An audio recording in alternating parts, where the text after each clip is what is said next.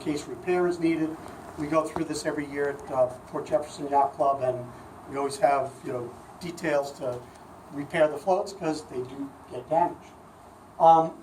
So the floats would be attached to the fixed pier by a gangway or a ramp. That's usually made out of aluminum. It's a standard product. They're manufactured, easily available. There are hinge systems that go to a fixed pier, bolted on, and there's usually rollers on the bottom of the ramp so that as the tide goes up and down and the float goes up and down, the ramp changes angle and it can roll on those rollers. So you can always get down roughly to water level based on the float. And we didn't feel that any other additional upland facilities were needed. Again, this is really just convenience, not a permanent installation. Restrooms really aren't necessary. You could consider things like electric and water, and we may look at that as a next step if the village moves forward. It's probably a nice, easy amenity to include that's not intrusive. But really, parking is there. The same people that are essentially using the moorings and the dinghy rack, would have access to this. So we didn't feel there was a real need for additional upland facilities. So just conceptually, use 3 to 4 of the donated floats, and roughly somewhere in the range of 150 feet of fixed pier we felt would get out to suitable water. Again, subject to final design and soundings. Probably a 20-foot gangway. They make them anywhere from 15, even up to 30 and 40 feet. Depending on the tide range, we can look at the angle and make sure it's convenient for users. The longer the ramp, the less steep it is at low tide. So that's a consideration. But a reasonable ramp for North Shore waters is about 25 feet long. And as I said, it would overlap the float. So you lose a little effective space because you have to allow for that rise and fall of the tide. But that's just one of the things that needs to be considered in the design. And we looked at the area south of the boat ramp, and as I said before, roughly coming somewhere in the range of the central part of the parking lot off of California Beach. You can see the shoal out here, a little bit better water. There may be old structure associated with the oyster house and the dock, so we would avoid that. As I said, there are no vegetated tidal wetlands.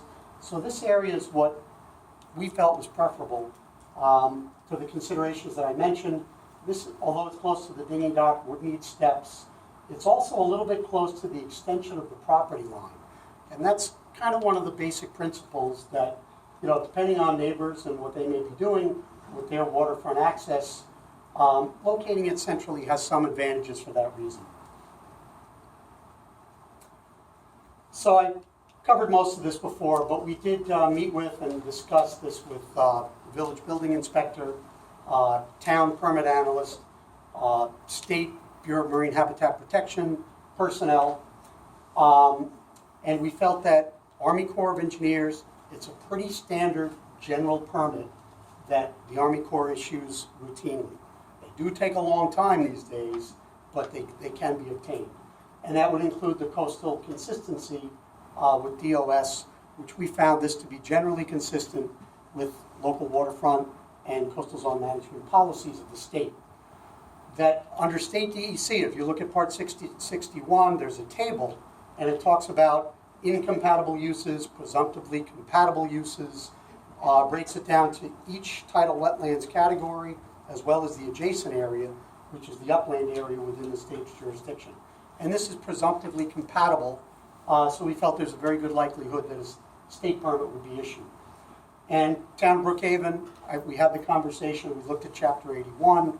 Again, a reasonable presumption that the town would issue a permit. Typically, the village awaits those other permits just to make sure that all the permitting agencies are aboard, and then would issue a building permit under the village regulations. So we felt our overall conclusion is that it is feasible, subject to permitting, final design, and payment of fees and so forth. So operationally, the village board should be informed that maintenance is needed. I talked about the conditions. There may be a need to replace materials, repair either the fixed pier or the floats. The ramps are usually good for long-term, low maintenance.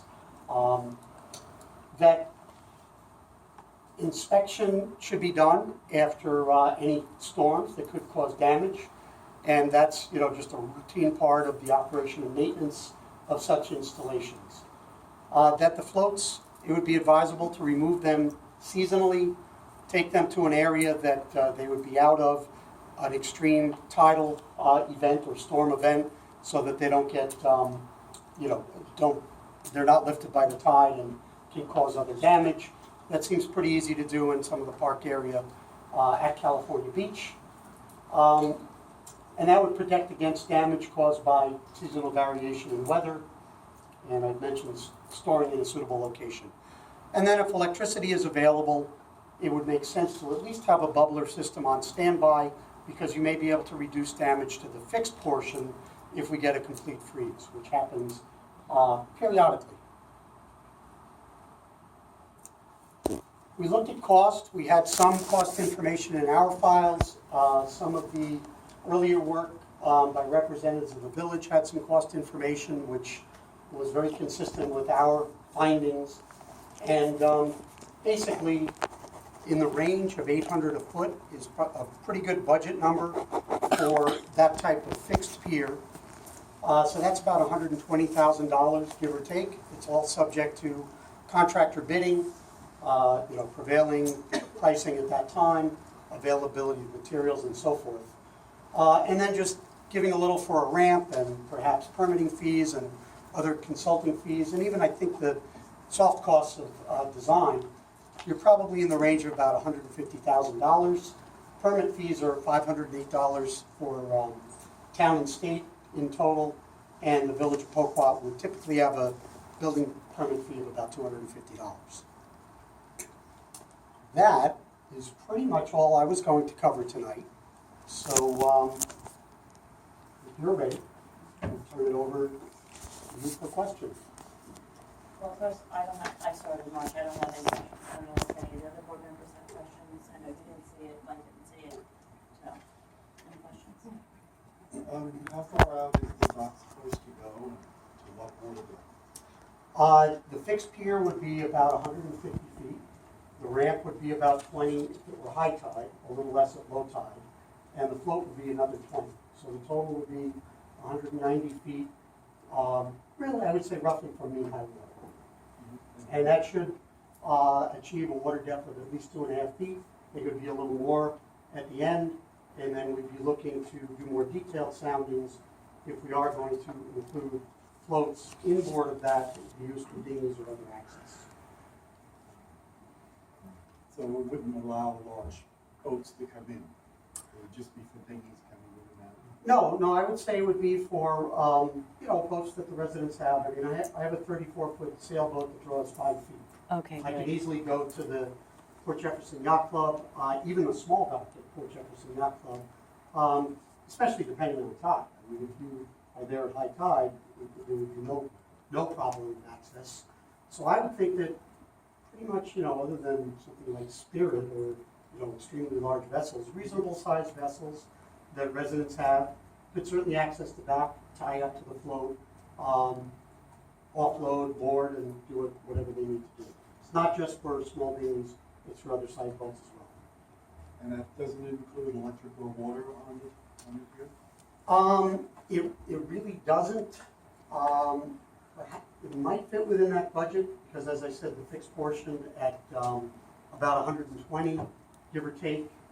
Ramps aren't that much. There may be some budget in there to run power and water. I'm actually not sure, and you can probably tell me, where is the nearest connection that could be made available, and that would determine what I think. There is water there. I think the building inspector felt that it could be provided pretty easily.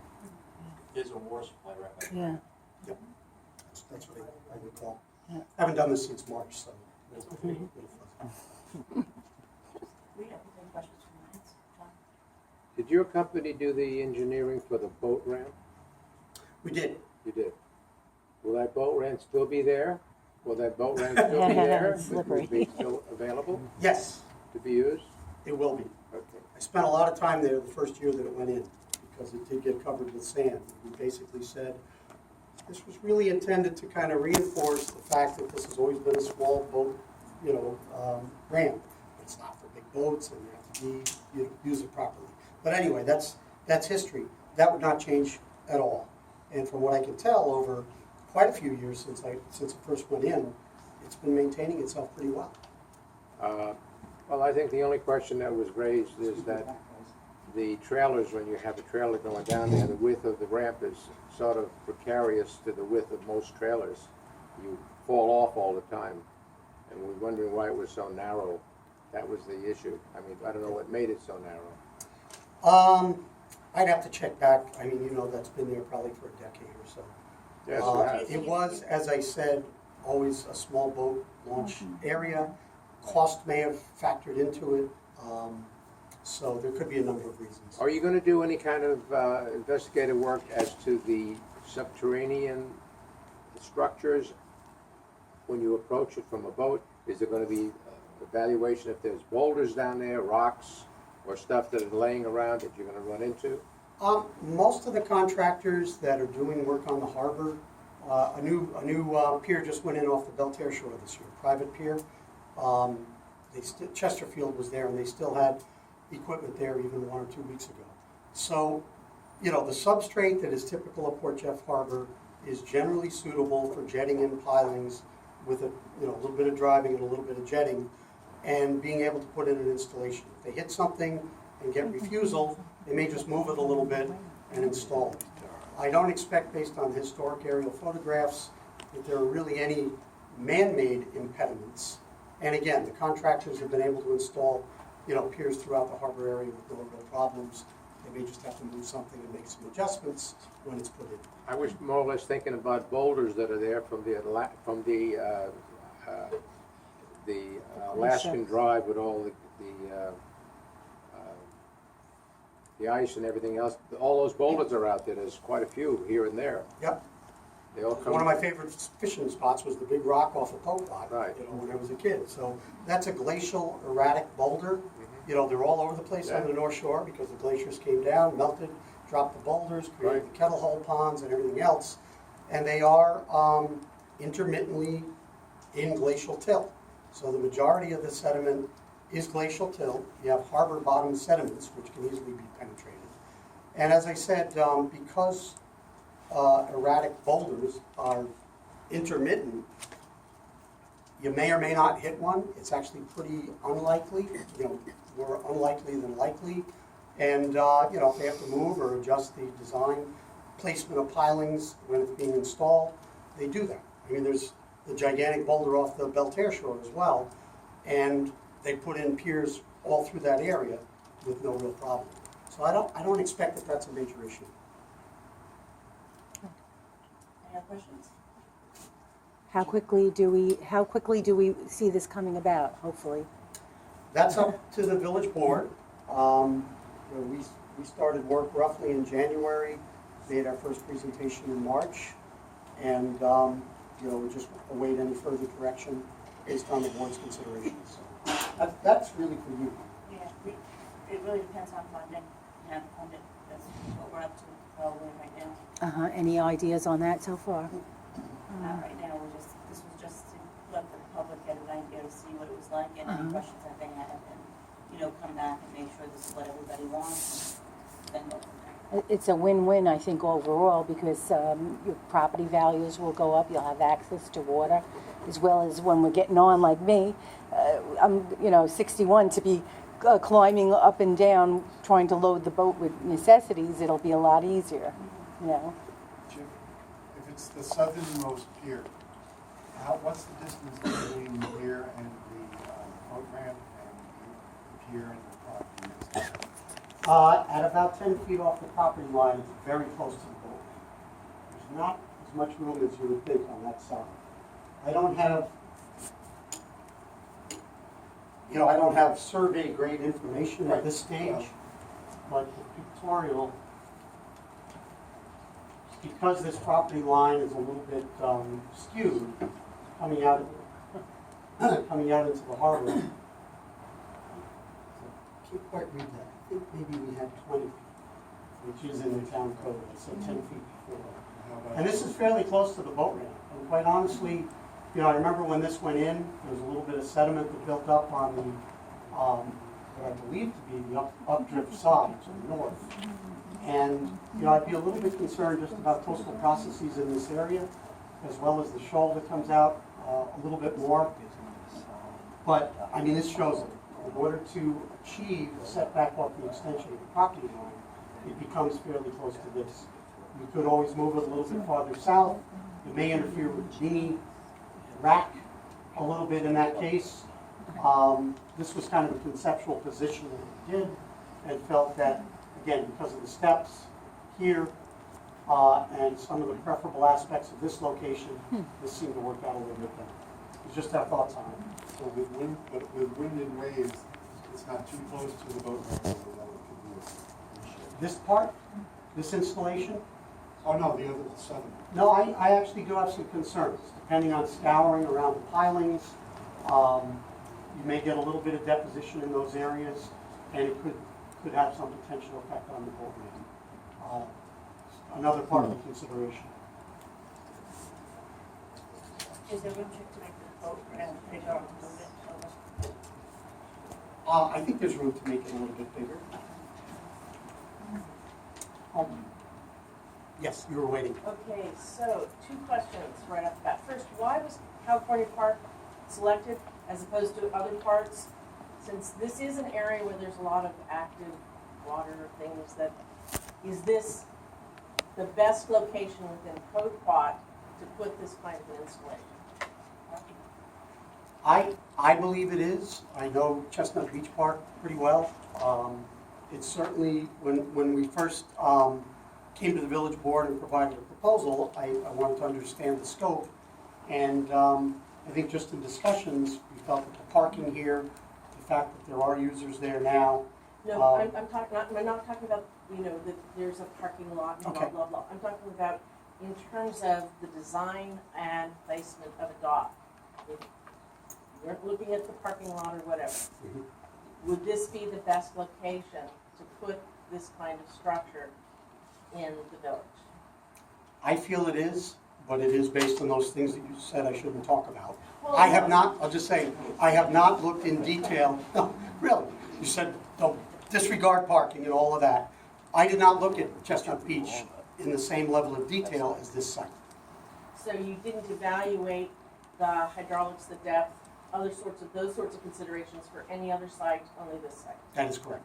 Okay, and then your design, it looks like you have the dock coming all the way up to the top, so that there's not the ability for people to walk on the beach above the dock. Is that the case? Is that how you, it's not clear from your illustration. Typically, what's done is you would have, you're right, this is very hard to see.